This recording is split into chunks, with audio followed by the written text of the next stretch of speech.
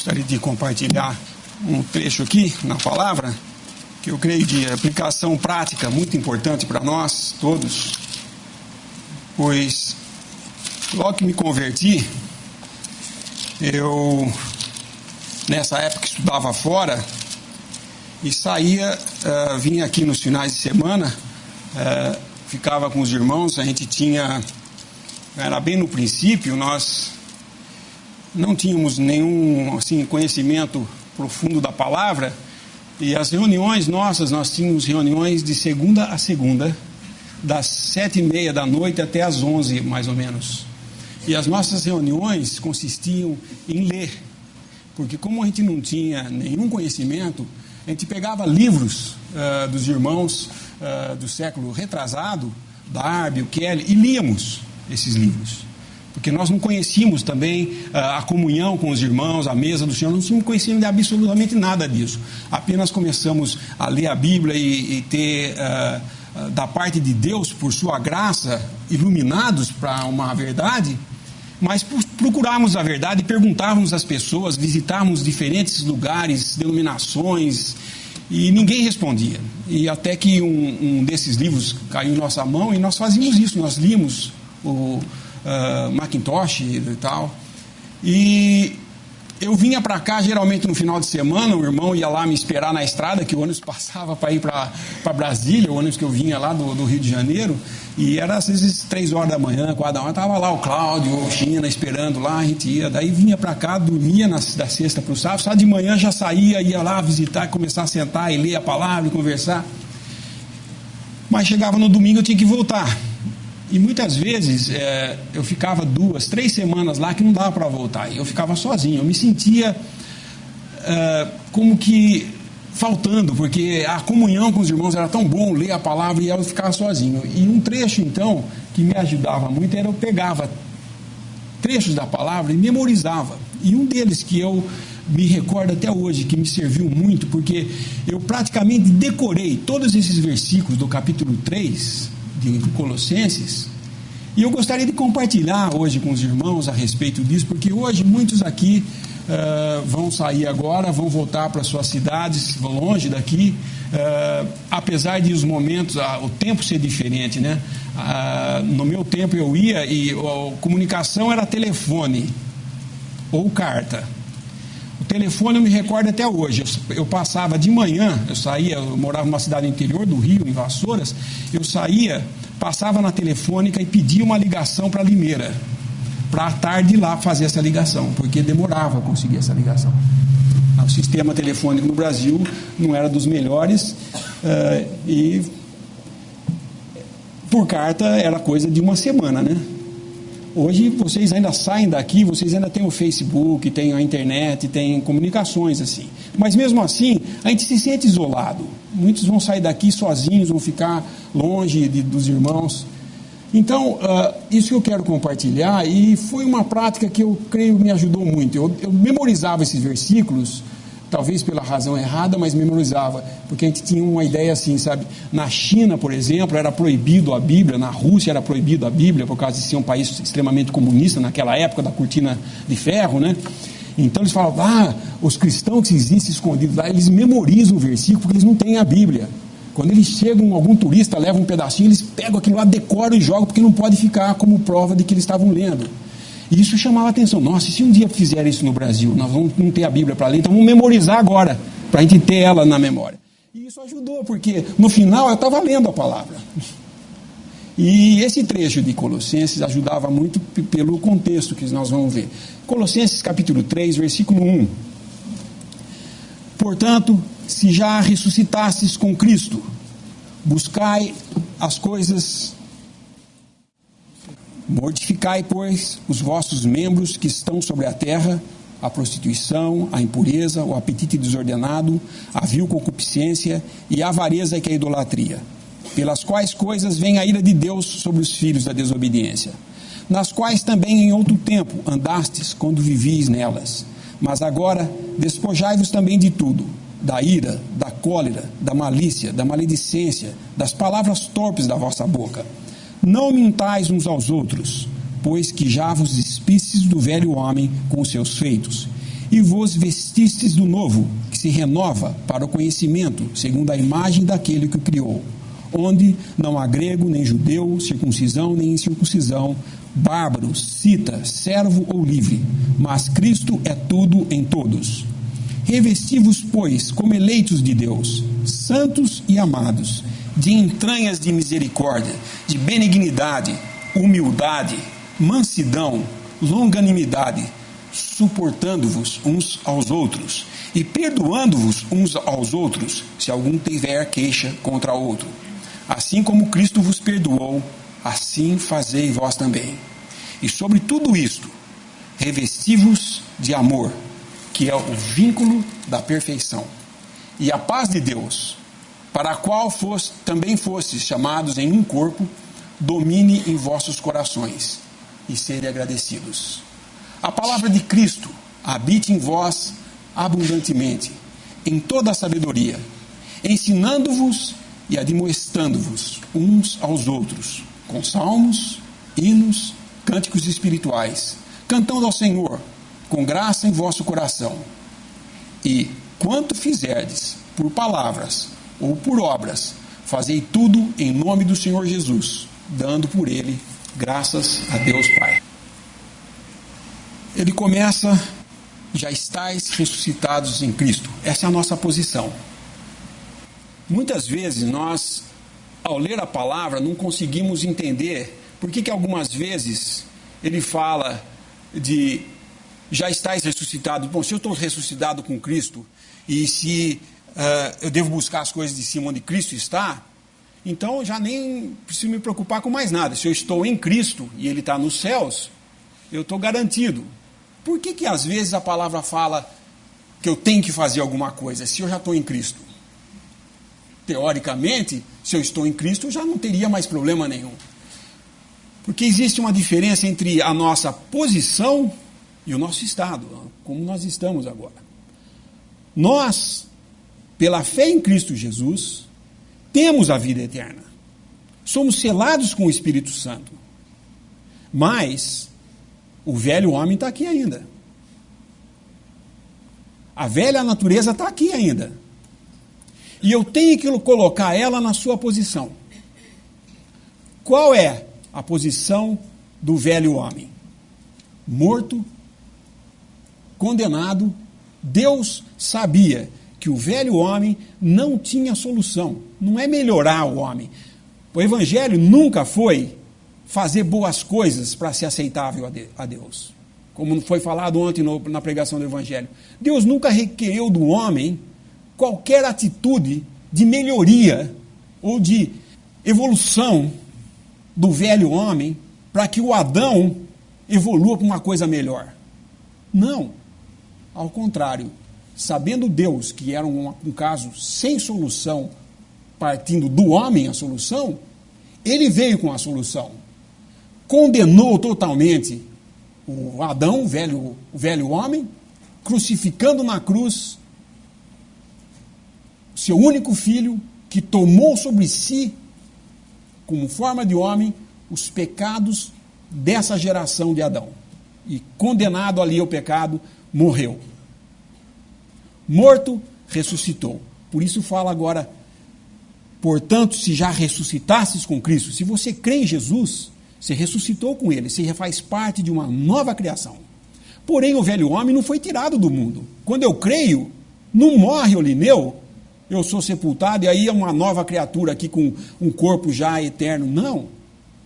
Entra a parte prática do negócio. É o meu estado. A minha posição é em Cristo, mas o meu estado é dessa duplicidade. O velho homem e o novo homem. E como devo eu fazer, então? Uma vez que eu ainda estou nesse mundo e a carne está aqui e ainda pode se manifestar, como eu devo fazer para andar nesse mundo? É o que vem as instruções aqui. Bom, se você já está ressuscitado com Cristo, buscar as coisas que são do alto, onde Cristo está, e não as que são da terra, onde o velho homem quer ficar. É uma questão de se despir para se vestir. Se eu me despir do velho homem e não me revestir do novo, eu fico nu. Se despir do velho homem é, na prática, eu rejeitar tudo aquilo que é minha própria vontade. O que é pecado? Uma vez perguntei para mim mesmo, o que é pecado? Pecado é, por acaso, não cumprir alguma dos mandamentos na lei? Isso é pecado? Se o pecado é não cumprir lei, Adão não pecou. Não tinha lei. A lei não veio com Adão, veio com Moisés. Como Adão pecou? Fazendo a sua própria vontade. Pecado é tudo aquilo que tem como fonte a nossa própria vontade. E não Deus. O Senhor Jesus, até o último momento da sua vida, em angústia no Getsemane, como nós lemos hoje de manhã, falava: porém faça-se a tua vontade e não a minha. Total dependência de Deus. Assim nós, que agora cremos em Jesus como nosso Salvador, busquemos as coisas do alto, porque um dia o Senhor vai se manifestar a esse mundo. Hoje, eu olho aqui, nesse auditório, eu vejo todas as pessoas aqui. Eu conheço praticamente todos. Alguns que são mais novos, eu conheço de vista ou de cumprimentar, não sei como vive, onde vive. Mas eu hoje não posso dizer, esse é cristão, esse não é, esse não é, esse não... Não posso dizer isso. Esse tem o selo do Espírito Santo, esse não tem, esse tem, esse é... Não posso dizer. Porém, vai haver um momento nesse mundo em que Cristo vai se manifestar e nós seremos manifestados com Ele. Aí não vai haver dúvida. Mas no presente momento, enquanto eu estou andando nesse mundo, a responsabilidade minha não é ver o que os outros estão fazendo para justificar o que eu faço. Mas é eu buscar fazer aquilo que Deus pede de mim. É a minha responsabilidade, no meu estado, na velha natureza, é de me despojar dessas coisas. Eu individualmente tenho que despojar dessas coisas. A maioria das vezes, sabe o que nós fazemos? Nós não queremos despojar daquelas coisinhas que nós gostamos de fazer, e aí apontamos para os outros. Ah, mas fulano de tal, você viu o que ele faz? Eu vi uma notícia na televisão outro dia, que eu fiquei realmente assustado de ver. Era um indivíduo. Para vocês entenderem a cena, foi o seguinte: ele foi assaltar uma farmácia, ele parou o carro, entrou na farmácia apontando um revólver para roubar o carro. Quando ele saiu lá fora, tinham roubado o carro dele. E aí ele ficou indignado, saiu correndo atrás do cara, atirando, e aí foi na delegacia dar queixa da rouba do seu carro. Quando surgiu o assunto de que o que você estava fazendo na farmácia? Ele estava assaltando. E aí ele, entrevistado, ele fala assim: isso é um absurdo, não se pode nem trabalhar sossegado mais. Eu estava lá roubando a farmácia, o cara levou meu carro. Ele estava acusando o ladrão do carro de fazer uma coisa errada, só que ele estava justificando que ele era trabalho. E não somos nós. Não somos nós. Espera um pouco, não somos nós. Ou nós pensamos que nós, em julgar os outros e apontar o dedo para os outros, vai dirimir o nosso erro. Lembrem-se, toda vez que você apontar um dedo para alguém, tem 3 apontando para você. E 1 para Deus. Sempre. Se você apontar o dedo para alguém, tem 3 apontando para você e 1 apontando para Deus. A responsabilidade de cada um. Você é responsável pelo que você faz. E se você vê alguém fazendo errado, você pode, como diz aqui, admoestar, exortar, mas você nunca pode pensar que você é mais do que ele, porque você não faz igual a ele. Porque todos nós temos a mesma natureza. Todos nós agimos do mesmo jeito. Nós não somos diferentes. Porque Adão que falou: Senhor, a mulher que tu me deste, ela me enganou e eu caí. Ele já começou acusando. E isso passou para nós. Nós somos assim. Não somos? Pega uma criancinha pequena. Está lá 2 irmãozinhos brincando. O pai chega e vê fazendo: você fez errado. Ah, foi ele. Não fui eu. Não é a primeira atitude que nós temos? Pois bem, o que está dizendo aqui é exatamente isso. Como nós podemos viver como cristãos em harmonia? A vida prática do dia a dia, o andar aqui, como nós podemos fazer? Então, ele fala: já estáis mortos, a vossa vida está escondida com Cristo em Deus. Versículo 3. Quando Cristo, que é a nossa vida, se manifestar, então também vós vos manifestareis com Ele em glória. Aí é outra coisa. Aí o mundo vai ver quem nós realmente somos. Não por nossos méritos, mas pelo que Cristo é.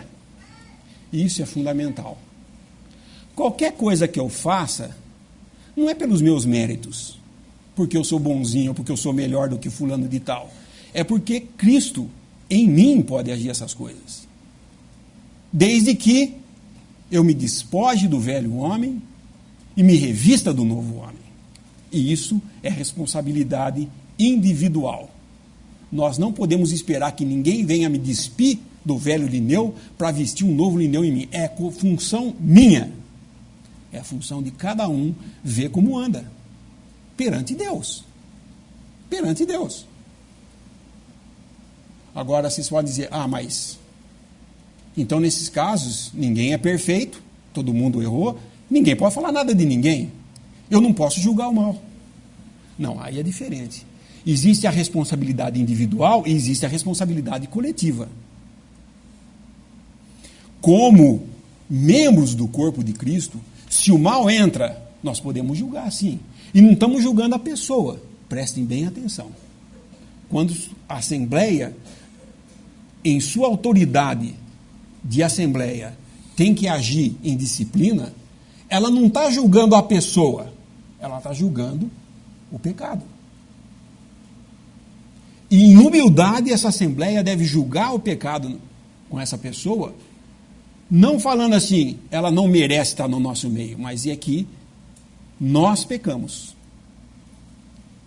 É um ato, por causa da santidade de Deus, é que nós temos que agir assim.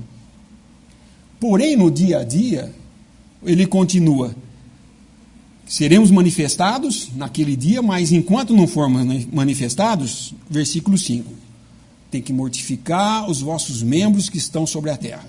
Quais sejam eles? Prostituição, impureza, apetite desordenado, vil concupiscência, avareza, que é idolatria, pelas quais coisas vem a ira de Deus sobre os filhos da desobediência. Eu pergunto: essa é a lista aqui? É completa? Lógico que não. Aqui não falou de assassinato, aqui não falou de roubo. Ele está dizendo de coisas que são possíveis, mas não é uma lista completa aqui. Porque cada um de nós sabe do que nós somos capazes. E se nós pensamos que só é criminoso quem faz tal e tal pecado, é muito comum a gente ver, por exemplo, aquele bêbado no bar, né? Eu bebo sim, mas eu não roubo o banco. Que justificação é essa? Ele vai ser justificado diante de Deus? Deus só vai pôr no céu quem só bebe, mas não rouba banco? Não. Tanto um quanto o outro está na mesma situação. E eu apontar dos outros não vai melhorar a minha posição. O que eu tenho que buscar é me despojar dessas coisas, me revestir do novo, para ser um vaso útil para o Senhor. Vamos continuar. Essas coisas, sobre qual vem a ira de Deus sobre os filhos da desobediência, não vem sobre nós essa ira, porque nós não somos mais filhos da desobediência se cremos em Jesus. Não vem mais. O Senhor não age com ira sobre nós. Em disciplina, sim, mas a disciplina que é uma disciplina saudável. A minha geração, eu digo, foi a época da maior revolução cultural que existiu no mundo, eu creio, em que o movimento do rock and roll, do hippie e tudo mais criou as drogas, entrou no negócio, e aí criou essa ideia de tem que ser diferente, tem que fazer alguma coisa tal. Essa geração veio com uma ideia porque alguns psicólogos criaram a ideia de que disciplinar era uma coisa ruim, tá? E era uma teoria assim, mais ou menos assim: olha, Você tem que deixar a criança formar o caráter que ela quer ter. Ela vai desenvolver naturalmente o seu caráter. Então não se fazia nada. Se a criança quisesse fazer o que quiser, botar fogo na casa, botou fogo na casa. O seguro paga, não tem problema. Deixa, mas ela vai criar, ela vai ver que isso é errado um dia e vai parar de fazer. Criou-se uma geração de pessoas que achavam que podiam fazer de tudo, mas que quando saíram na sociedade, as leis ainda existem. É proibido estacionar, não pode botar fogo nas coisas, mas eles que pensavam que podiam fazer. E julgavam que a sociedade oprimia muito eles. Hoje, já os psicólogos já acham que não é assim, tem que ter uma certa disciplina. Talvez, assim, sabe, aquele negócio, vou botar você de castigo e tal. Pessoalmente, eu acho que se alguém aqui como pai quer saber como instruir seu filho, não busque em pedagogia, em psicologia, em psiquiatria. Busque na palavra de Deus. A palavra de Deus nos ensina como admoestar e ensinar um filho. Ela ensina. Só se nós não quisermos aprender, que não vai ensinar, mas ela ensina. Está aqui escrito. Como nós devemos cuidar de um filho. Como nós devemos ensinar esse filho. Disciplina é uma coisa ruim? Não, ao contrário, é uma demonstração de amor. Hebreus fala, se nós não temos disciplina, somos bastardos e não filhos. Porque qual pai que ama e não educa seu filho? Eu tenho que ensinar meu filho, como um dia eu fui ensinado. Alguns podem não ter tido o pai ou a família estruturada, e isso é outro problema que nós temos, a estrutura da família, quando as famílias hoje, todo mundo acha que é uma maravilha quando casa, é uma maravilha quando fica 5 anos casado. 5 anos é muito já hoje, é mais ou menos 3 anos é a média que permanecem casados. Então, é um bando de família, sabe, que tem 3, 4 pais e ninguém sabe quem é o pai, o filho, eu sou irmão dele por parte da mãe, que já agora não é mais a esposa dele, porque é a terceira esposa, e aquela confusão, e ninguém sabe quem ensina quem, e fica tudo nisso. Então nós vemos o mundo nessa confusão, porque a estrutura família foi desacreditada um dia. Mas começou por desacreditar que a disciplina era uma coisa importante. E é importante.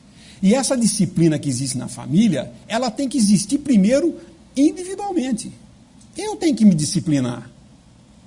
E eu tenho que entender que Deus me disciplina também. E se alguma coisa que eu faço de errado, peco, caio em algum erro, eu tenho um pai que me ouve. Eu posso orar, confessar e tudo bem. Ele vai me ensinar. E não é tudo bem no sentido que não vai acontecer nada. Eu tenho que assumir as consequências daquilo que eu fiz. Mas como nós não gostamos de assumir, nós queremos passar a coisa para frente falando, apontando ou desviando a atenção para outro assunto. Isso daí é uma coisa que a gente vê muito, muito claramente nos meios de comunicação hoje, né? Basta haver um problema no país, eles começam a desviar a atenção para outra coisa, para ninguém prestar atenção no que está acontecendo aqui. Tem futebol aqui, ou tem isso, e é o mundo das atrações hoje. Atrair a sua atenção para outra coisa, para você não ficar vendo qual é o problema. E nós gostamos de fazer isso, hein? Nós gostamos de fazer isso. Nós mesmos, quando estamos fazendo alguma coisa errada, nós começamos a desviar a nossa atenção para outra coisa, para não ficar pensando naquilo que está tirando a nossa paz. Porque toda vez que nós estamos andando de um modo, sendo cristãos eu estou falando, de um modo que não é aquele que Deus quer que nós andemos, a nossa consciência nos acusa. A nossa comunhão com Deus é prejudicada. Nós perdemos essa comunhão, esse gozo da comunhão. Perdemos o gozo. E aí perdemos a paz. E aí nós ficamos realmente as mais miseráveis das criaturas que podem existir na Terra. Por quê? Sendo cristão e tendo o Espírito Santo, o meu lugar é entre os irmãos. Mas o meu pecado não confessado e que eu quero continuar praticando me tira o gozo dessa comunhão, com os irmãos não vai ter comunhão. Então eu vou para o mundo. Só que ela chega no mundo, sendo cristão e tendo o Espírito Santo, ela entristece o Espírito Santo. E aí ela começa a ser a pessoa mais infeliz lá no meio também, porque ela não consegue viver no mundo. E aí, é como uma pessoa que vai entrar num barco, vocês já devem ter visto essa cena, que é o erro mais comum da primeira vez que se sobe num barco. Tem tanto medo de entrar no barco, que ele fala, eu vou manter um pé aqui na beira, e o outro eu ponho no barco, porque se qualquer coisa... E aí ele cai na água, porque o barco sai e ele cai. É sempre assim. Toda vez que você garantir um pé num lugar e o pé no outro, cuidado, você vai cair. O jeito de entrar no barco, pula com os dois pés lá dentro, que não tem problema, que se você cair dentro do barco já. Então, não adianta ficar com um pé no mundo e um pé aqui dentro. Ou nós estamos no mundo, ou nós somos cristãos. Onde tudo que nós temos está nos céus, Cristo Jesus. Se já ressuscitasse com Cristo, pensar nas coisas que são lá do alto, e não daqui da terra. E isso me ajudava muito, porque eu estava numa situação, uma faculdade de medicina, numa época do militarismo, né, da ditadura aqui, e as drogas correndo solta em nossa volta, e eu tinha todas essas coisas para administrar, e os conflitos de filosofia, de modo de vida e tudo mais, e como fazer? A palavra de Deus me guiava. E isso é muito importante, não tenho mérito nisso nenhum, foi porque nós decidimos decorar isso aqui, que eu acabava isso aqui me ajudando. Às vezes eu estava numa situação, eu lembrava desse versículo, mas espera um pouco, isso aqui não é para mim, o que eu estou fazendo aqui? Meu lugar é nos céus, não é aqui na terra. Estou aqui de passagem, isso aqui é para mim, é deserto, eu sou peregrino, não vou não vou montar né? Alguém já viu um peregrino no deserto fazer alicerce, fazer uma casa de concreto no deserto? Ele está de passagem, gente, ele não vai ficar ali uma semana, vai fazer o quê? Uma casa firme que não caia? Não, é tendinha, porque juntou e vai embora. Nós estamos assim no mundo hoje. Como cristãos, nós estamos de passagem. Não faça raiz no mundo. Plante coisas que são celestiais. Busque as coisas do alto. Versículo 8. Agora, despojai-vos também de tudo. Da ira, da cólera, da malícia, da maledicência, das palavras torpes da sua boca. Quantas vezes alguma coisa está errado e a primeira coisa que vem na nossa cabeça é falar alguma coisa que não devia falar, não é? É um palavrão, amaldiçoar alguma coisa. Quantas vezes nós fazemos isso? Quantas vezes nós não seguramos a nossa boca para falar mal de alguém? Maledicência. Ele está falando para se despojar dessas coisas. Abandona essas coisas. Isso aí não traz fruto nenhum para você. Traz angústia, traz revolta, mas não traz fruto que leve você a conhecer quem é o seu Senhor. Ao contrário, você vai ser cada vez mais difícil. Você perde a sua paz. Não mintais uns aos outros. Versículo 9. Pois já vos despistes do velho homem com os seus feitos. Vocês já despiram? Então agora vem a segunda parte. Versículo 12. Revesti-vos como eleitos de Deus, santos e amados, de entranhas de misericórdia, benignidade, humildade, mansidão, longanimidade, suportando-vos uns aos outros e perdoando-vos uns aos outros, se algum tiver queixa contra outro. E agora a parte que eu acho fundamental desse versículo. Assim como Cristo vos perdoou, assim fazei vós também. Cada um crente aqui sabe como Cristo o perdoou.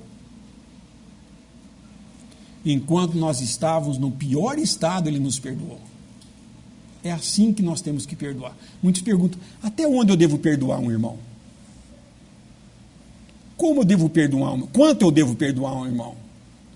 Uma vez perguntaram isso para mim na internet. Um irmão que estava tendo um problema na sua assembleia falou assim, escuta, até quando, como que eu posso perdoar? Até quanto eu posso perdoar um irmão? Porque ele estava tendo um conflito com um irmão que o ofendeu. Minha resposta foi essa. Assim como Cristo vos perdoou, você perdoa ele. Pronto, acabou o problema. O parâmetro é Cristo. Assim como Cristo te perdoa, você perdoa seu irmão. Eu creio que seu irmão não te ofendeu tanto quanto você ofendeu a Deus. Não tem nenhum de nós aqui que possa ofender ao outro mais do que podemos ofender a Deus. O seu próximo é igual a você, mas Deus não. Deus é santo. E nós ofendemos a Deus, um Deus 3 vezes santo. Mas Ele nos perdoou. Essa é a medida de perdão. E, sobre tudo isto, versículo 14, revesti-vos da caridade, do amor. Esse amor aqui, que na nossa Bíblia fala como caridade, esse é o amor divino. É o amor que não mede, não quer alguma coisa em troca. É um amor incondicional. Esse amor é o vínculo da perfeição. Perfeição, o amor de Deus. Fora desse amor, não há perfeição. E aí vem o versículo 15. E a paz de Deus, para a qual também fostes chamados em um corpo, domine em vossos corações e sede agradecidos. Todo dia, no final do dia, eu tenho tanto para agradecer. E às vezes eu deito na cama e falo assim, eu vou orar o que para Deus? Será que tem por que orar? Tem. Quanto nós temos que agradecer a Deus que durante todo o período do dia Ele teve que nos mostrar, nos exortar, nos disciplinar, nos consolar e a paz dele no final nos guardar. Para isso, o versículo 16, a palavra de Cristo habite em vós abundantemente em toda a sabedoria, ensinando-vos e admoestando-vos uns aos outros. É a palavra de Deus que é aquela que deve nos admoestar, nos ensinar e nos dirigir. Quanto tempo eu gasto na palavra de Deus? Quanto tempo? Esse é o ponto. Suficiente? Quanto tempo cada um gasta? Temos que ler a palavra de Deus, temos que, o irmão usou um termo uma vez, nós temos que ler a palavra de Deus até o ponto de ficar saturado. Saturado no sentido de completo, cheio dela. Cheio da palavra. A ponto de falar, isso é a palavra de Deus. Quanto fizerdes, versículo 17, quanto fizerdes por palavras ou por obras, fazei tudo em nome do Senhor Jesus, dando por ele graças a Deus Pai. Nós, espero que isso seja de ajuda para alguém aqui, que vá voltar para sua casa, mesmo que tenha uma assembleia onde tenha vários irmãos, mas o nosso relacionamento uns com os outros é muito importante. Nós costumamos, às vezes, entrar em conflitos com nossos irmãos, mas nós temos que pensar o seguinte, nós não precisamos de mais inimigos. Nós já temos o maior dos inimigos do cristão, que é Satanás. Por que criar mais inimizade entre os irmãos? Por que procurar sarna para se coçar? Limite-se a buscar você mesmo servir a Deus. Quando você estiver tão ocupado em servir a Deus, eu garanto, você não vai notar as falhas dos seus irmãos. E se cada um fizer isso, cada um de nós vai ter a sua responsabilidade e vai estar ocupado com o Senhor e não com o mal. Porque não existe coisa pior do que ficar ocupado com o mal. Consome nosso tempo, não resolve nosso problema e nos tira a paz. Então, cada um de nós tem uma carga para levar de responsabilidade para com o Senhor. E isso envolve entender que já estamos ressuscitados com Cristo. Ele está lá nos céus e a nossa vida está nele. Nós não temos essa vida aqui manifestada ao mundo. O mundo não vê essa vida em nós. Talvez veja por um ou outro obra, ato que a gente faça, mas eu dizia assim que eu puser 3 pessoas na frente do lado de alguém no mundo e falar, quem deles tem a vida eterna aqui? Ele não vai poder dizer, ele não sabe, porque não é manifestado, mas vai se manifestar um dia. Então entendam isso, como cristão, já estamos ressuscitados com Cristo, temos a vida eterna que está em Cristo Jesus, um homem nos céus, com as marcas nas suas mãos e pés. Nós não teremos marca nenhuma que vamos levar desse mundo. Se nós por um acidente, perdeu um membro, um braço, num acidente, for lacerado, perdeu algum órgão, alguma coisa, quando ressuscitarmos, estaremos completos. O Senhor Jesus foi o único homem que ressuscitou ainda com as marcas do que aconteceu antes da sua morte. Porque ele é o único homem lá nos céus que vai ter essas marcas. E todos vão ver, esse é aquele que morreu por nós. Nenhum de nós vai ter marca nenhuma, que vai dizer, esse foi muito bom, ele foi um mártir, está vendo? Ele tem a marca da espada. Não. Pedro, Paulo, todos que foram servos do Senhor e que serviram, e que acabaram sendo mártires e foram mortos por crucificação e tudo mais. Pedro, por exemplo, conta-se a história que ele foi crucificado de cabeça para baixo, ele não vai ter marca nenhuma nas mãos e nos pés, só o Senhor. Então, ele está lá nos céus e um dia ele vai se manifestar e nós seremos manifestados com ele. E sendo assim, devemos nos despojar do velho homem, das coisas do velho homem, nos revestirmos do novo homem. E a paz de Deus, que nos chamou a um só corpo, nos mantém aqui. Possamos usar de amor, graça para com os irmãos e não buscar, diz aqui no versículo 17, há um outro versículo que fala, tudo que depender de nós, Romanos 12, 18, se for possível, quantos estiverem em vós, tende paz com todos os homens. Coisa que o mundo sonha de ter paz entre eles, nós podemos ter entre nós, que Cristo é a nossa paz. Que a sua palavra possa surtir o efeito em nossos corações. Eu queria apenas compartilhar isso, e se algum irmão tiver mais alguma coisa,